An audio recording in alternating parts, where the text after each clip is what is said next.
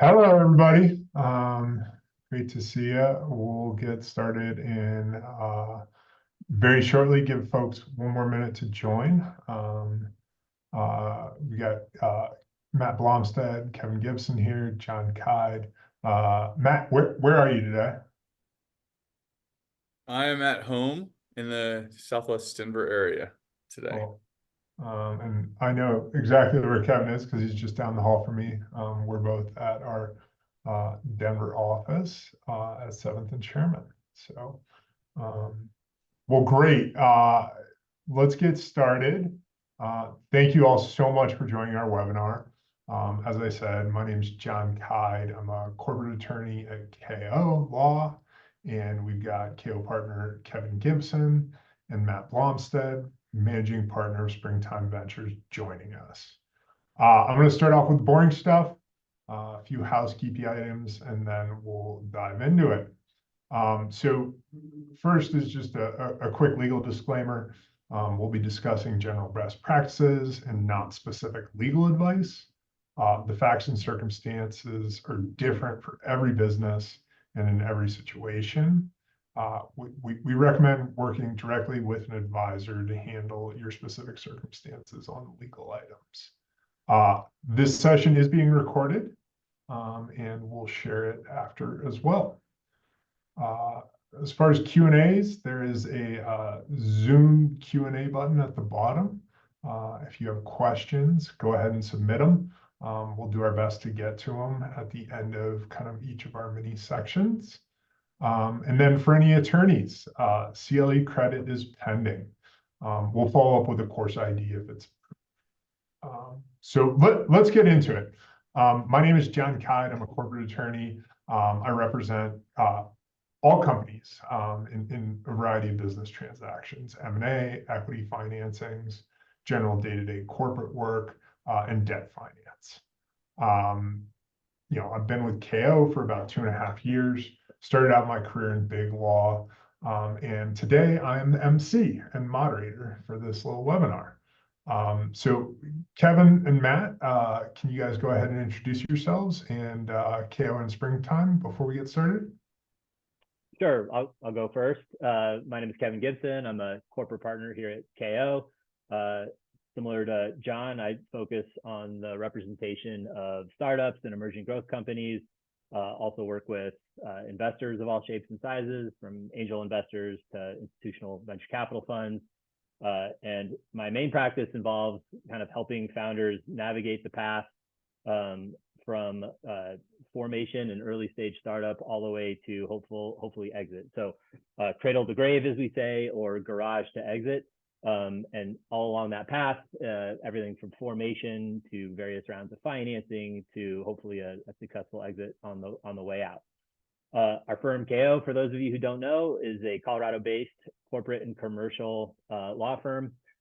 We specialize in, like I said, working with founders, working with investors of all shapes and sizes, everything from big transactions to commercial contracts, tech transactions, and data privacy. We work in a variety of industries: startups, tech companies, SaaS, e-commerce. We also work with food and beverage, CPG. We work with clean tech, healthcare, life sciences, virtually any industry, particularly industries that are based here in Colorado. We pride ourselves on our attorneys. It's kind of our secret sauce. Everyone here has been trained at a big law firm or at a sophisticated in-house legal department, and they decided to join KO to practice with great companies, do sophisticated work, but be able to do it in a sustainable environment. We'd like to hope that people will think that they could spend their entire career here at KO. It seems to have worked. We've recently celebrated our 20th anniversary here in Colorado. We have over 40 attorneys and staff, and what we think is a pretty cool list of clients. So I think that's a little bit about KO. Matt, I'll turn it over to you to talk a little bit about Springtime. Thank you, Kevin, and thank you, John. Thank you, all of you at KO. Kevin Gibson was one of the very first people I met when I had the idea to start Springtime back in 2016, and it's been great to get to know him better over these years. So if you don't know Springtime, we are a pre-seed and seed stage venture fund. I have two great partners. One is Allison Plosco out in Atlanta. One is Rich Malloy here. Rich and I both live in Colorado. We are operating out of our second fund, which is a $25 million fund. We're about, I guess, coming on 3 years into that fund of deployment. We have over 50 investments to date, and we're very thematic. So we only invest in early stage healthcare software companies, logistics and supply chain companies, and fintech companies.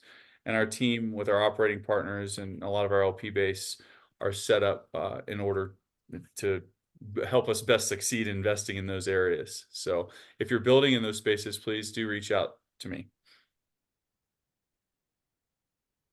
Great. Thanks, Matt. Thanks, Kevin. Let's dive in. So set the stage. Today we're talking about, kind of a hypothetical startup that's either preparing to take its first outside money, or they've already, maybe raised a safe round, and they're looking to head into their first price round. Our clients have a ton of questions at this stage. Where do I start? What are the investors expecting? What types of documents are involved? What do these documents do? What are the important terms as kind of I negotiate with a VC or these early investors? So, we're going to try to kind of pull the curtain back, both from a lawyer side and then from a VC side, to give you all a little clarity about what you should be thinking about, what startups should be thinking about as they head into this.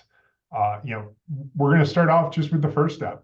What are you going to sell? What are you selling to these folks? And in today's market, the most common early investment vehicles are SAFEs, standing for Simple Agreement for Future Equity, and then a sale of price preferred stock. So, I think, Kevin, why don't we start off with SAFEs? Can you tell us what a SAFE is and just kind of the general mechanics of how they work? Sure, absolutely. And we'll try to keep this. As I think John mentioned, feel free to put questions in the chat, and we'll keep an eye on those and answer them. So if anything pops up, we'll try to get to that. We'll try to make this as interactive as possible. And I think Matt and I can kick around kind of some ideas. But to start with, I thought we'd do kind of a very basic 101 level of what a SAFE is and versus a priced equity round, and then go from there.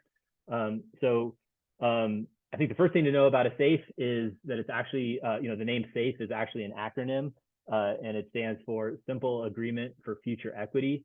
And that's actually important. I think there's a common misconception about what SAFEs are, or what they, I think maybe more importantly, what they aren't. And a SAFE is not actual equity that a company issues out. So what a SAFE is basically just an agreement, a contract for an investor to get equity in the future.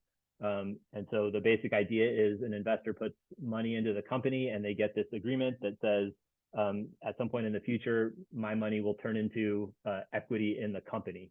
The basic kind of mechanic, or that basic idea that it converts typically at a future priced equity round. So when a company later goes and sells preferred stock, and we'll get to that a little bit more in a minute, but when that preferred financing occurs, then any outstanding SAFEs automatically convert into that same equity, more or less, that is being sold by the company at the time of the equity financing.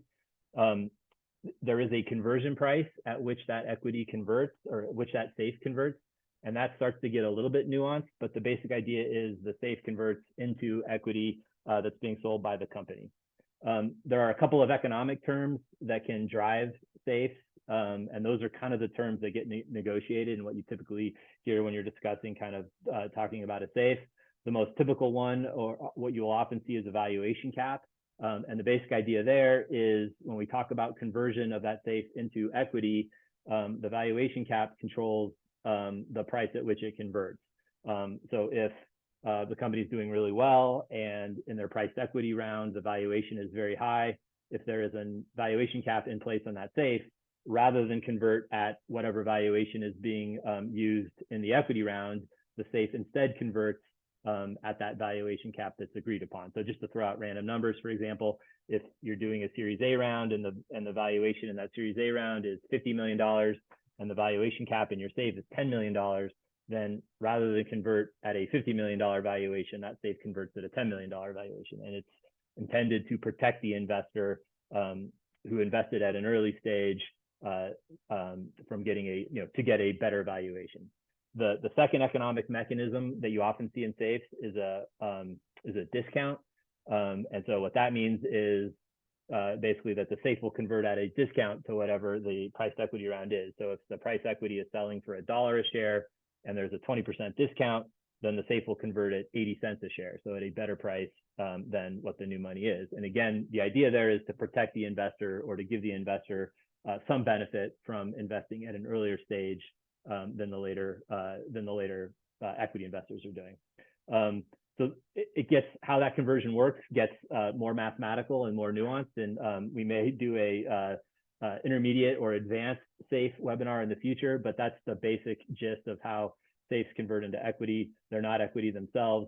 There are also other kind of provisions in the SAFE that handle what happens if, for example, the company gets acquired prior to the SAFE converting, and what the economics are for the SAFE there, or if the company doesn't do well and has to dissolve, what happens to the SAFE in that context as well.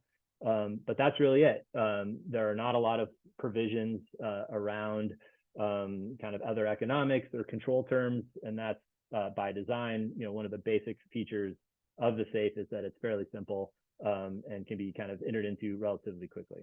So I'll stop rambling there. I know, Matt, we'd love to get kind of your perspective from the investors' side of things on how investors think about SAFE and maybe some pros and cons. Absolutely. No, thanks. I think that was a great overview of how SAFEs work structurally. And so, to be clear, you'll read a lot out there on, and every investor kind of has a different viewpoint on SAFEs, priced rounds, convertible notes. We've invested on all types of instruments, and I'd say that probably close to half of our new investments are done on SAFEs. And a lot of the pros that I see, we believe with SAFEs are, especially for really early stage businesses that are just getting off the ground, they're just starting. Founding team comes forward with an idea, they incorporate. They go out, they're building something, they raise some money. Is the two biggest benefits are time and money, which obviously at this stage for businesses and founders are very, very important. You can spin up a SAFE and raise money on a SAFE a lot more quickly and cost effectively than you can doing a private equity round. And we understand that and appreciate that for most businesses, and so we don't really have an issue investing on SAFEs. There are issues that can come up later that can also be addressed in side letters, like corporate governance. That's one thing that's not really addressed in the SAFEs that we feel pretty strongly about, even from an early stage. I think it protects founders and investors alike by getting something, even if it's loose. Like, so when we invest in a SAFE, we don't have to structure a formal board necessarily, but we like to come to some sort of agreement, if it's in a side letter or not, where we're having quarterly meetings and updates so that everyone's always on the same page, and that the founders and teams get used to that process as they make progress with their business. They raise additional capital later. The other thing is, from an investor standpoint, is just the risk that it might not knowing when the SAFE might convert to equity. We've been lucky so far in the sense that most of the rounds that we've invested in on SAFEs have converted in a fair amount of time, and now we have our ownership, we're on the cap table, and we know what we own. Because that's another big thing for investors. Like, we like to know what we own, and with SAFEs, we can kind of ballpark it, but until that SAFE converts, we actually don't own equity in the business. And so those are a couple things I wanted to mention related to the actual terms. I think that in mechanics, I mean, one thing that we won't do on SAFEs, just so everybody knows, and I think that a majority of investors actually will fall into this camp too, is we will not invest on SAFEs with an uncapped, that don't have a valuation cap in them, because we have no idea when the next round is going to occur. From a founder's perspective, if you think, okay, business is at point Y right now, and we know where we're going, and in a year, we're going to go from 0 to 100 million in revenue. I'm using a really crazy example. You would want to invest on an uncapped note, because when you raise, you're going to be facing very little dilution from those SAFEs you raise money on when they convert. As an investor, that's just really not acceptable for us, because we took early risks. So we absolutely need to see a valuation cap in there. We won't even do just something uncapped with a discount. So you might get some investors comfortable with it. You know, we're not. So we agree on a valuation cap, and it's kind of a proxy for the current valuation of the business. And you know, we'll invest on safes all day. Aside from that, it's just you know, typical, like I said, money, time. You've got to evaluate where you are with the business and make sure that you're on the same page with your investors. You know, no matter what kind of instrument that you're taking money in on, just make sure you're aligned. Yeah, Thanks, and Matt. Matt, sorry, John, if I could jump in on one Yeah. point, I think you kind of alluded to there, Matt, that I wanted to highlight from kind of more of a mechanical perspective, and I think it's an important consideration. As you know, when I mentioned at the beginning that SAFE is not actually equity, it's a right Yep. to get equity in the future. One thing that's important about that is often we'll get questions around, well, like what will my SAFE holder own, or what does my SAFE holder own in the company, or what is my percentage ownership now, or what will it be? And I think Yes. you alluded to this, Matt, but you know, the answer there is we don't know, right? That's one of the things around safes is you don't know exactly what your ownership is going to be, particularly after that price equity round where the conversion is. And so I think that can create some consternation or some confusion a little bit when you get founders or early stage investors who maybe aren't as familiar with how these work, who get a little bit confused or a little bit concerned when, you know, they want to know, like, what percentage of this company do I own? And with a safe, you can't really tell them that, at least initially. So one of the potential challenges, both from the founder's perspective and also from an investor's perspective, is kind of dealing with that uncertainty a little bit. And that, you know, I think, you know, sophisticated investors who use safes, you know, when they were created at Y Combinator and Silicon Valley kind of are comfortable with that.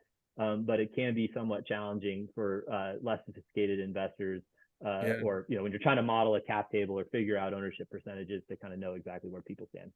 Absolutely. And I think that like just the uncertainty, I was sharing this with you all prior to jumping on the webinar, but this is a, you know, real example happening right now. I have a friend, an early stage investor, him and another group of investors invested in a business 3 separate times on safes, you know, over the last few years. And each time the safes were structured with both a discount rate and a cap. And now what's happened is this business is actually doing pretty well, but they've got 3 lines of businesses and they're selling just one line, like one product or feature of it. And they've taken one stance, the investors have taken another on how exactly to handle it, because it's not clear in safes. And so there's a whole lot of scenarios that you could play out where there's a lot of uncertainty created. And so it's one thing, you know, in this situation, like they'll probably get together face to face and try to figure it out and see what's fair and reasonable. But you know, it can create some issues down the line that you might not foresee, you know, day one when you start the company and take the money on them. Great, thanks, guys. We've got just one quick question that I think would be great for Matt. Matt, the question was whether VCs ever pass on investing on a company that has a bunch of safes outstanding, or, you know, do you ever get nervous about doing a price round when you see a bunch of safes? So to answer the question directly is no, we want a price round to occur to clean that up. You know, what I would say is if where we would get nervous is, you know, it depends on how much money, I mean, it all has to be modeled. And so what we would all want to understand is what that dilution actually looks like at conversion.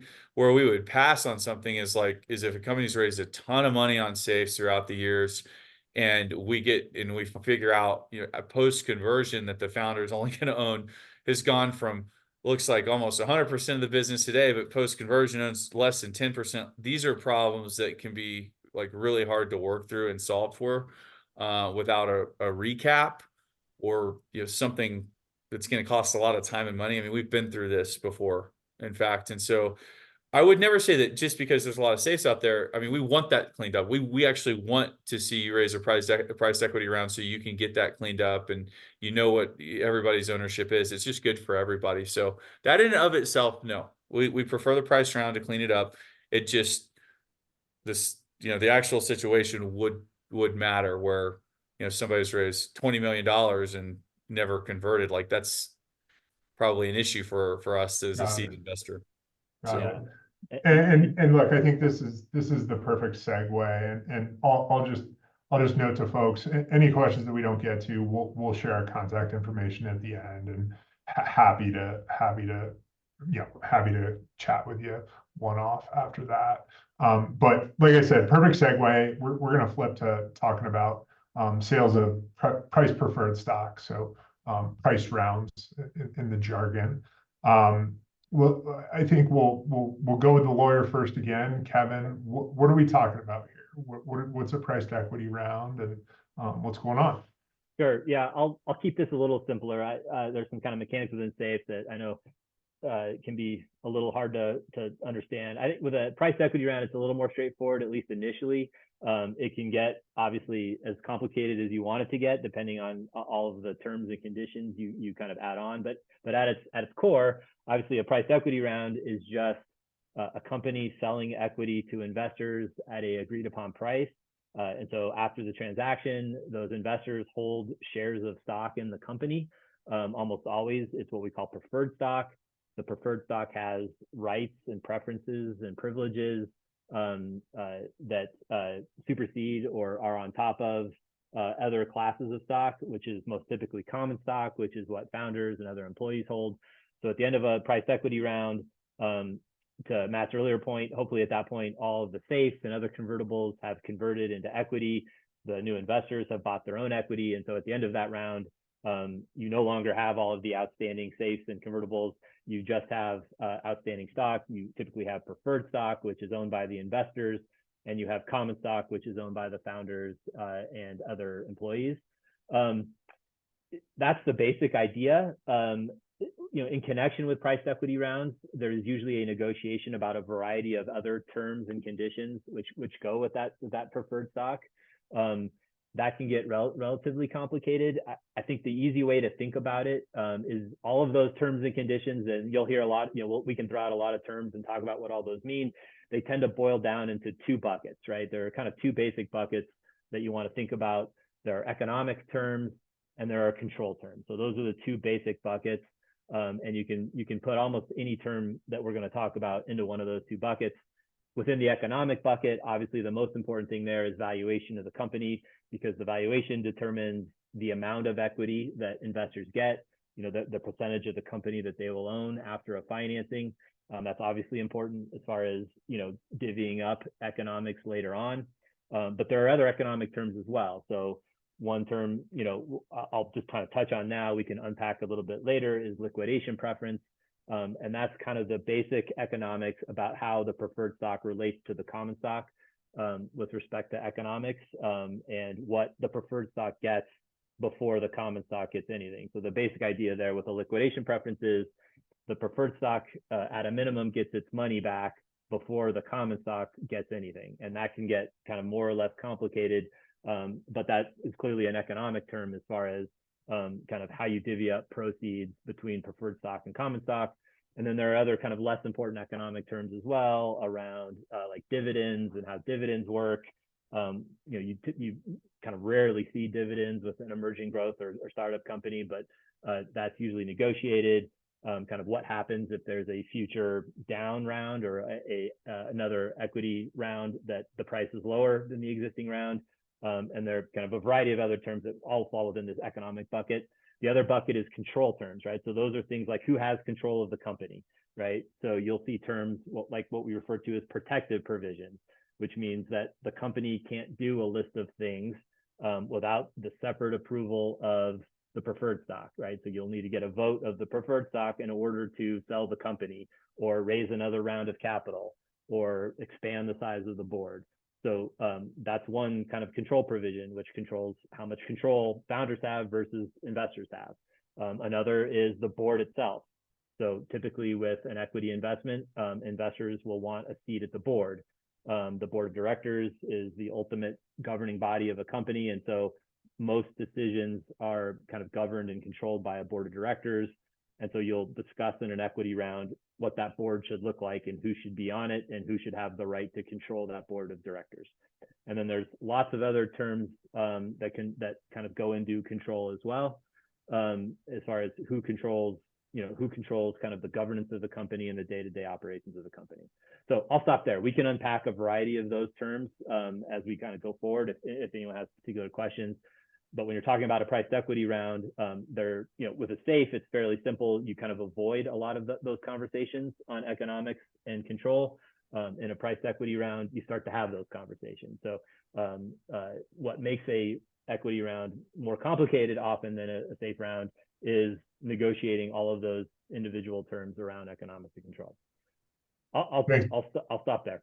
No, thanks, Kevin. I appreciate it. Matt, how are investors thinking about it? When's a company ready for a price round? What's your thought here? Yeah, I mean, I think that any company, you can start off by raising a price round. There's nothing wrong with that. I think but a good time. I mean, we see a lot of companies raise that initial pre-seed round when they're just kind of getting off the ground to see if they even have a business. They'll raise it on a SAFE, but that more formal seed round when they're raising a few $1 million at once and they have a lead investor, it's time to do that. And like Kevin touched on in a variety of ways, but it brings so much structure to the business and to the organization, and because of that, it just should align everybody around, all the stakeholders around the table, on what to expect, how things are governed. And another big thing, aside from just the structure on having that board and having the accountability on both sides, it's we like to see, I mean, we love to see founders who are sharing with the equity and being able to create an option pool and issue options and do that is also very important from day one. Like, I think it's very important to incentivize your key hires and employees at that stage as you scale, and that helps with that. So I don't know if there's an exact right time, but we personally, like I said previously, we personally prefer that to happen fairly early on. If it's not the pre-seed round, then we typically see it happen right at the seed round, but pre-Series A. Certainly by Series A, I would say, I would highly recommend that you have raised the price round, you have a formal board in place, you have a good cadence with board meetings and communication and all of that. That's really helpful. Appreciate it. So let's jog in to unpack all the terms that Kevin kind of hit on. I think the place to start, Matt, is just around valuations. Sure. How should our startup be thinking about that? What kind of goes into that idea? Why is it important? How are VCs thinking about it? Let's just go all things valuations. Yeah. So it's tricky because every opportunity is different. Everybody, obviously, investors want a lower valuation. Typically, founders want to face less dilution, and they want a higher valuation and think their business is worth more than the investors do. And there's usually it ends somewhere in the middle. When a company doesn't have any revenue and it's just getting off the ground, typically what we see is it's just a number, right? Like, there's you can't run a discounted cash flow model or even put a multiple on revenue because you have none. And so typically what drives that is a level of dilution that everybody's comfortable with, or it's 20-25%. So it depends on your raise amount and then the dilution. So if you're raising a $1 million pre-seed round with no revenue, and you're might have working products, like, it's going to be somewhere, it should be, in my opinion, it should be definitely a sub $10 million valuation, ideally on a $1 million round, somewhere between 4 and 6 pre-money is what we'll typically see. If you're raising more, it's going to continue to go up, and what we see pretty consistently is just that dilution number be pretty consistent. Like, we back in 2020, 2021, companies were raising, taking only a 10% dilution hit. Haven't seen that in a while. Usually companies are taking 20 to 25% now, which is closer to historical norms. As the company grows and scales and you start to have more revenue and history of revenue, you can start comping things, and you'll see companies are paying 10x revenue. So if you get to 2.5 million ARR and you're raising a Series A right now, unless you're really hot AI startup, we're typically seeing 10 to 12x revenue, assuming you're still growing 100% plus year over year. Could be a higher multiple if you're growing 300 or 400% year over year. Like, you're going to get a premium depending on your growth rate too. So the more revenue and history you have, the more kind of data you can play with to come up with a valuation and come up with numbers that both you as a CEO and founder are comfortable with and investors are comfortable with. But really, that first round with valuation, it is a number based on how much you're raising, what you need. I didn't say this before, but kind of what you need and what the investors feel you need, like how much you feel you need to hit all the milestones you'll need to raise that next round. Because there's no point in raising money if you're not going to be able to raise additional money later. You can't hit the milestones you need to. So those are the key factors: how much you're raising, the runway you're going to get. Is that enough time to hit your milestones? And it's something that everyone around the table is comfortable with.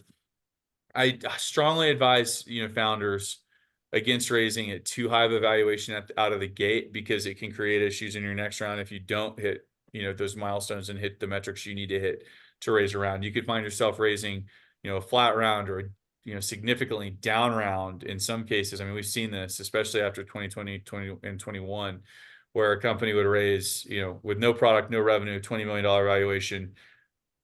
In that situation, even if you just nail it and get to 2 million in revenue over the next couple of years, you're kind of back to where you started based on where later stage investors are, what they're paying right now. So it's important to get that right. Do something that's reasonable right out of the gate so that you don't put yourself in a bad position later on. Just keep that in mind.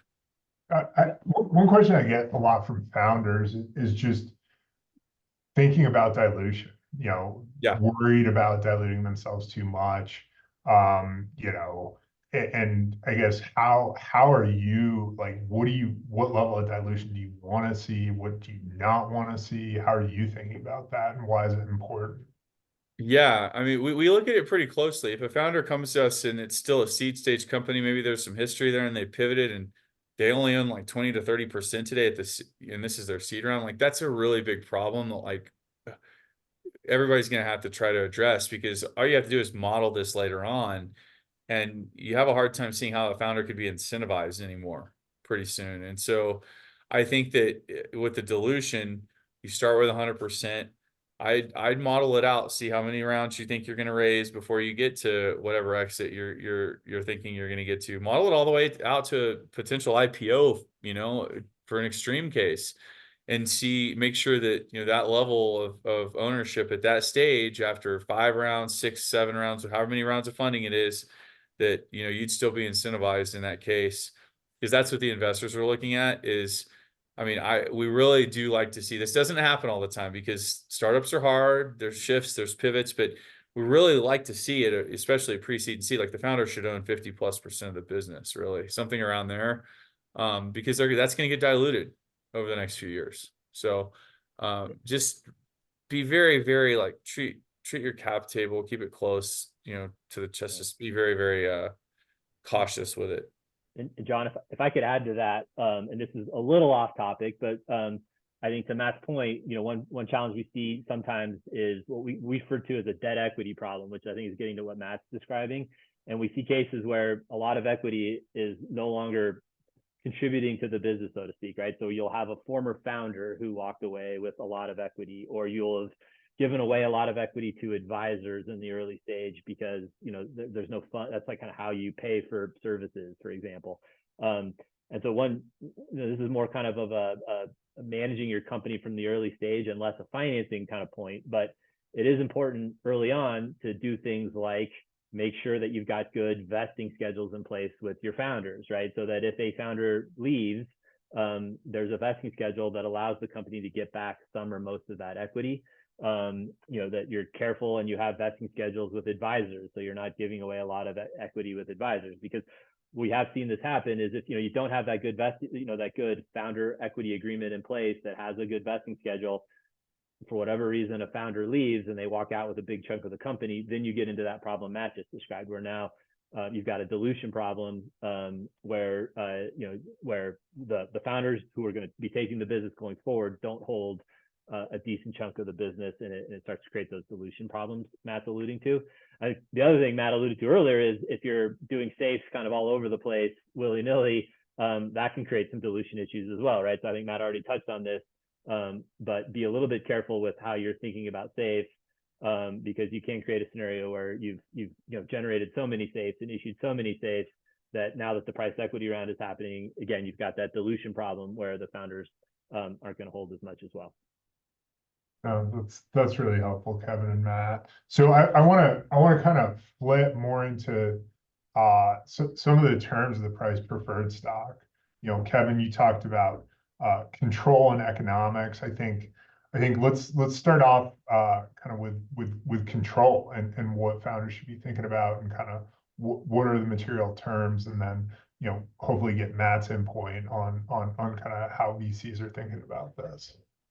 Sure. So I think with respect to control, there's kind of an initial question, right? And I think this is a broader, kind of more existential question for a founder, and that is, if you're thinking about raising, you know, institutional capital or capital from sophisticated investors like Matt, I think the first thing you need to think of as a founder is, am I comfortable with that, right? And one of the ideas around that is you are going to need to be willing to give up some control in order to take that institutional capital. So I've had lots of conversations with founders where they anticipate being able to raise capital without giving up any control, and that can be hard, right? Like when we have that conversation about, you know, what protective provisions are, or what it means to have a board that you don't fully control.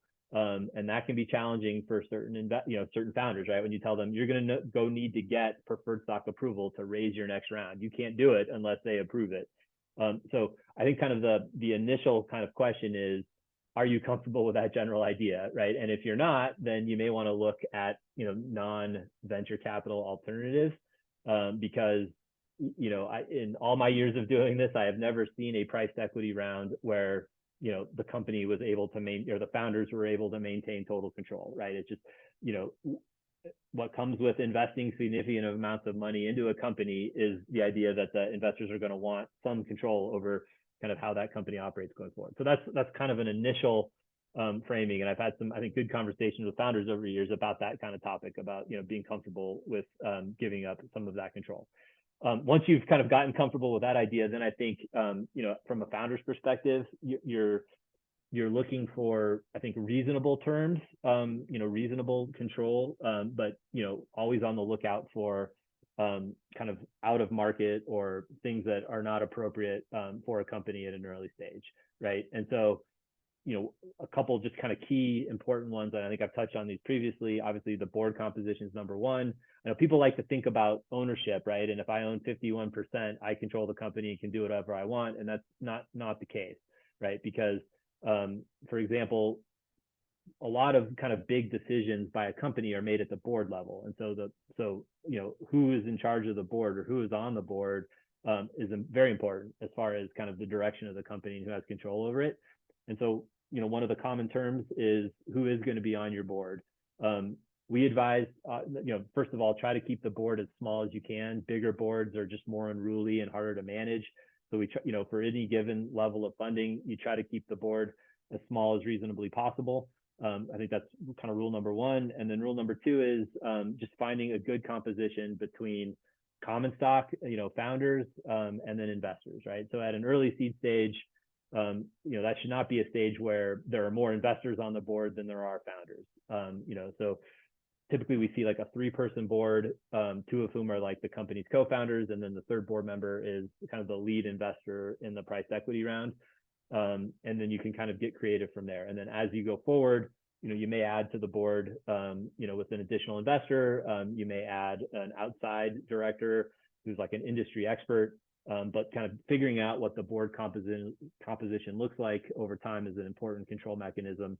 I think the second most important one, like I mentioned, are these protective provisions. And again, that's where the preferred stock as a group gets to vote on key decisions. So you'll literally have a list of things that the company can't do without the separate approval of the preferred stock. And those are usually kind of high level, big ticket items. So selling the company, raising additional capital, you know, indebtedness, if it's, you know, if you're looking at kind of taking on a big round of debt, you know, doing dividends, dissolving the company, those types of kind of big ticket items. I think from the company's perspective, kind of that standard set of things is fine and typical. And I think what you're on the lookout for are, you'll often see investors try to slip in a variety of other protective provisions that kind of go from big ticket items to more day-to-day control, right? So I think you want to be more careful as a founder about more kind of provisions that require you to get approval for more day-to-day operational challenges and issues. Like those should still kind of be controlled by the company and the officers of the company.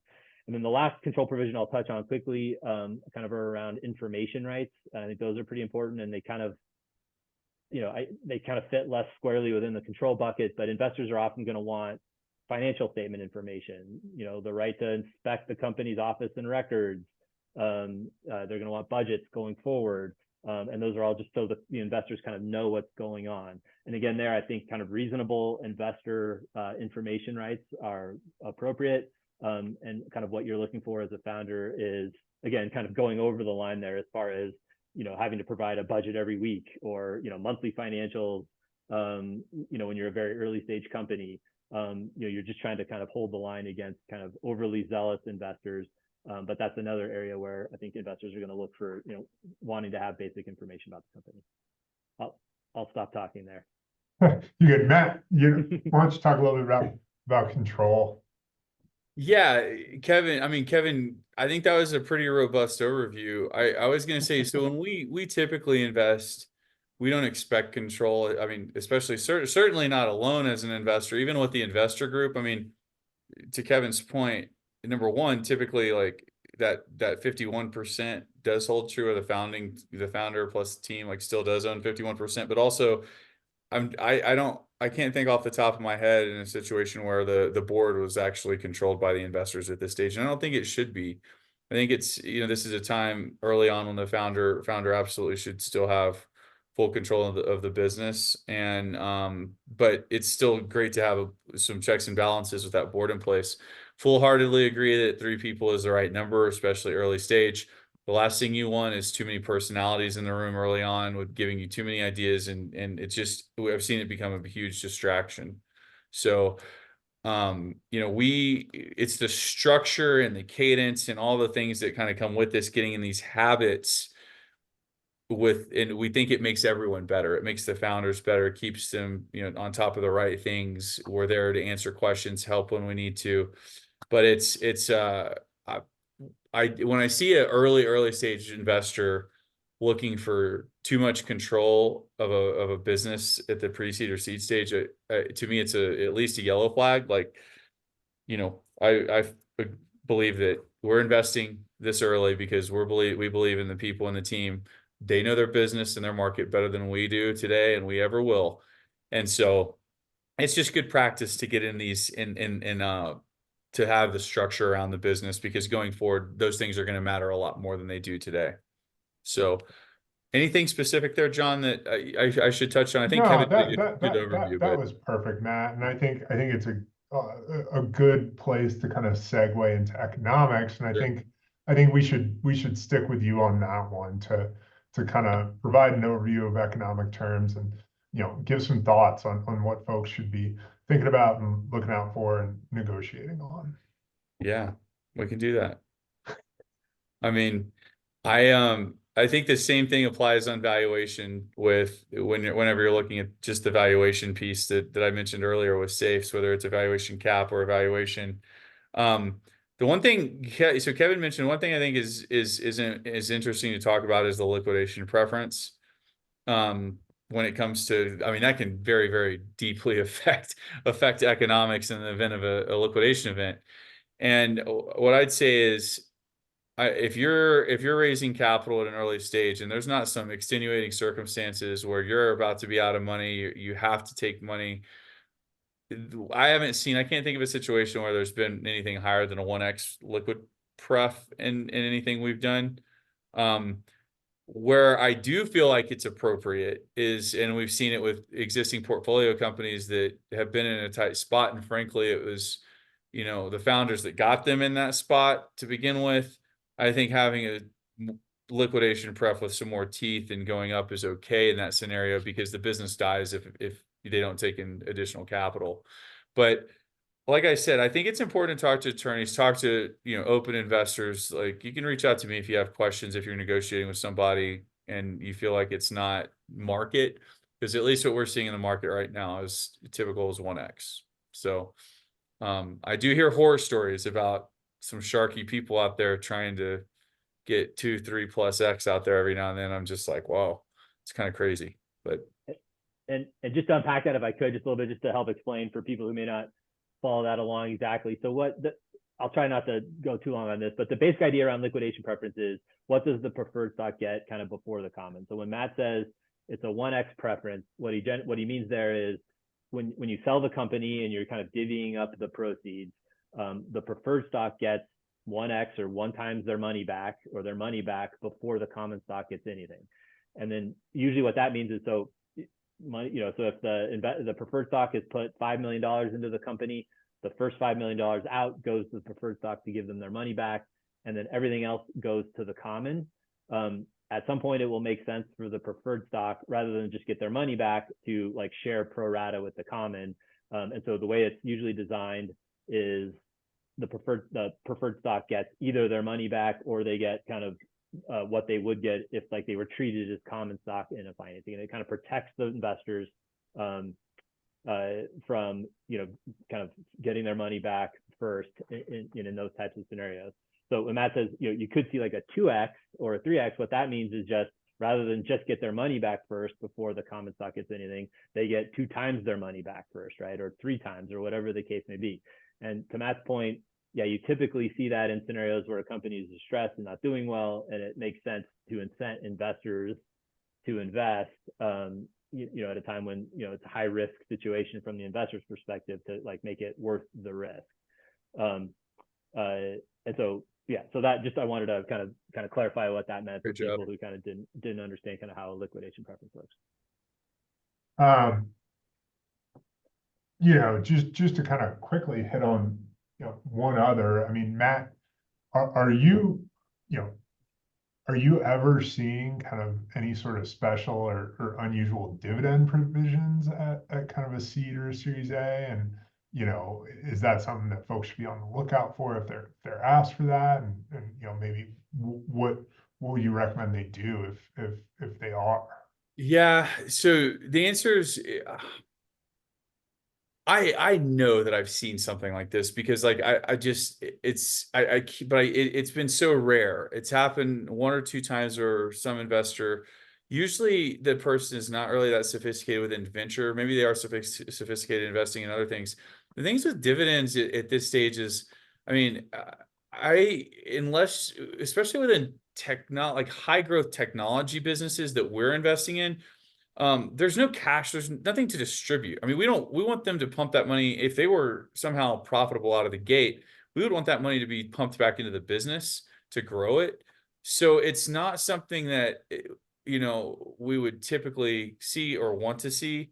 I don't want, like I said, we're just trying to figure out in most cases if they even have a business, or if, it was a great idea, they tried really hard and it doesn't work. So I wish I remembered the time or two I've seen this. It hasn't been that recent, but it has come up at some point, because I do remember. I just can't remember what the context was, where the business was at. And what I remember thinking to myself at the time was, it was really silly to propose something like that for the business in question. But I'm not saying it doesn't exist. I just can't recall a time seeing it anytime recently. Right. So we're approaching the end of our webinar. We've got a few open Q&As that I want to hit. So Kevin and Matt, we're flipping back to kind of the beginning of our discussion around safes. I think the first one is great for Kevin. Kevin, what's the difference between a safe and an option?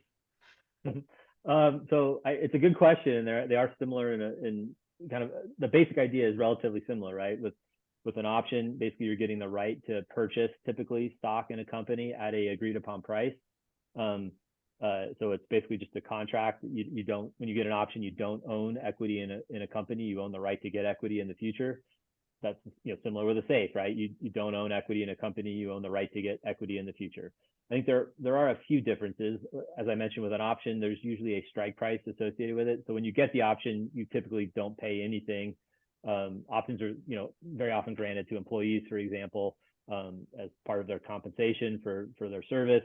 And so when you receive the option, there's no payment. It's if and when you want to exercise the option and get that equity, you have to pay the exercise price in the option. With a SAFE, you're investing on the front end, so you're putting your money in, and then that SAFE just automatically converts into equity at some future point. So there's no kind of subsequent writing of a check in order to exercise the SAFE, so to speak. It just automatically converts. I'd say that's kind of the main difference. So I think conceptually they're fairly similar.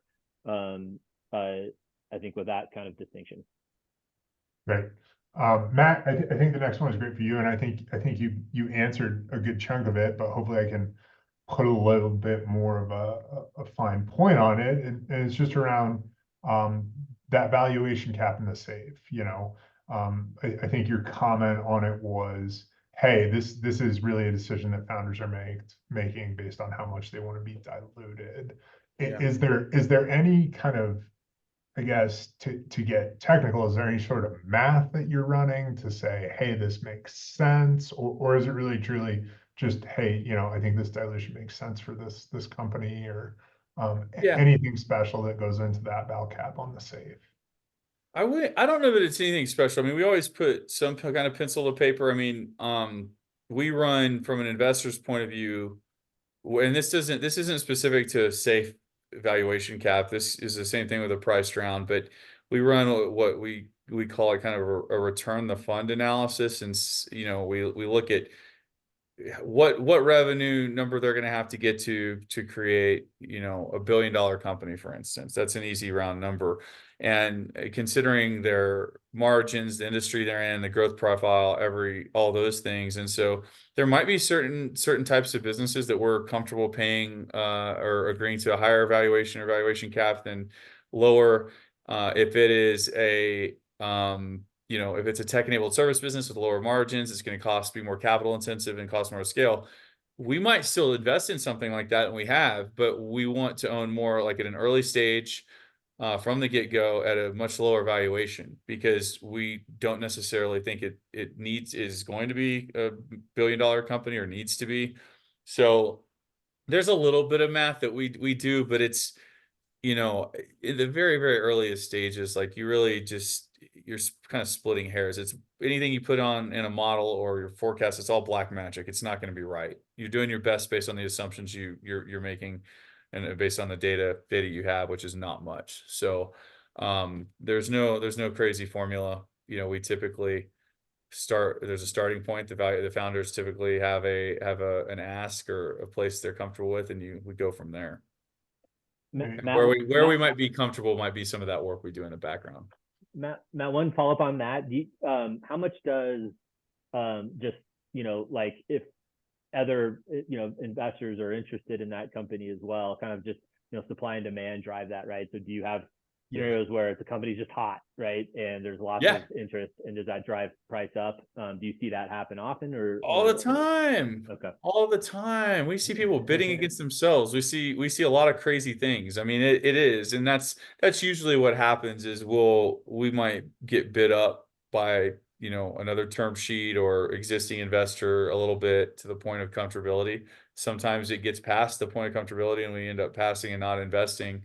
But yeah, that happens a lot. I mean, the market, like I said, especially back in 2021, even 22 to an extent, there was just a kind of a market rate. If you're going to raise 2 million and you were in this industry, like you know, founders were getting just certain prices that, you know, I don't think were good for anybody involved.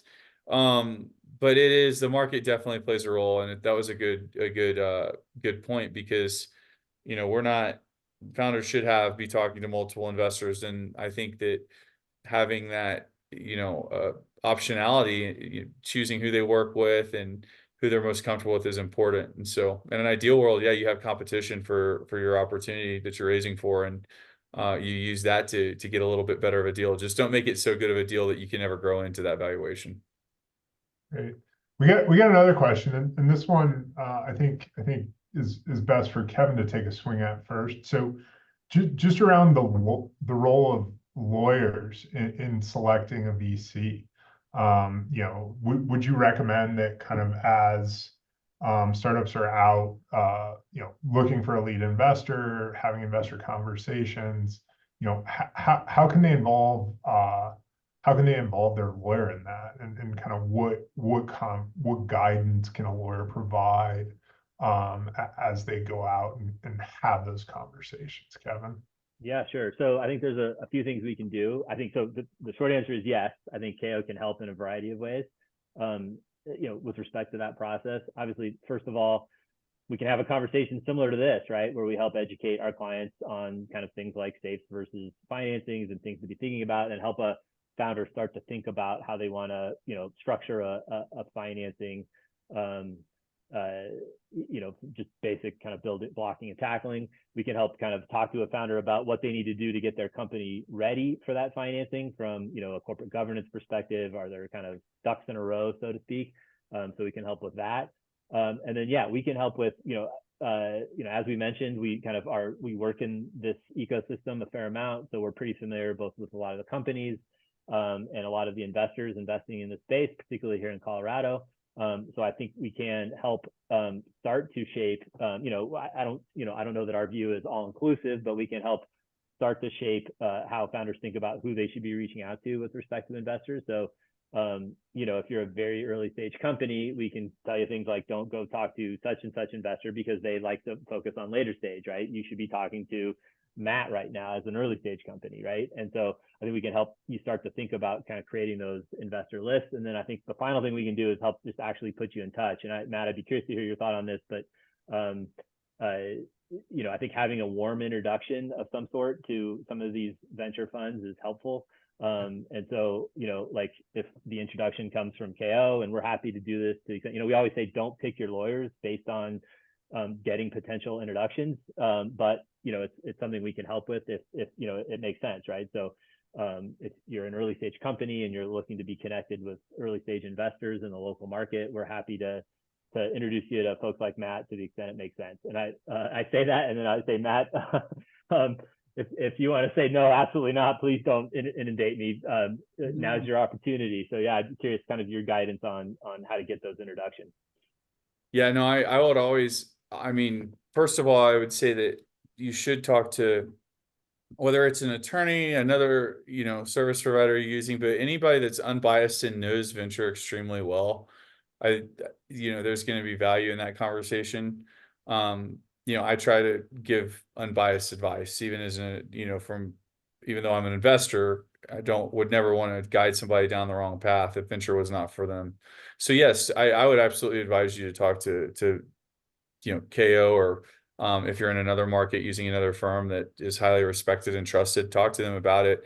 And I read all my emails. I take, a lot of VCs won't look at cold inbound, but we do, as long as there's thought put into the email. I can't tell you how many times I get just some HubSpot blast that in some of the, founder reaching out that is investing in cannabis, blockchain, AI. I'm just making stuff up, but I see some crazy stuff. It's like, if you just read our website, it would save you some time.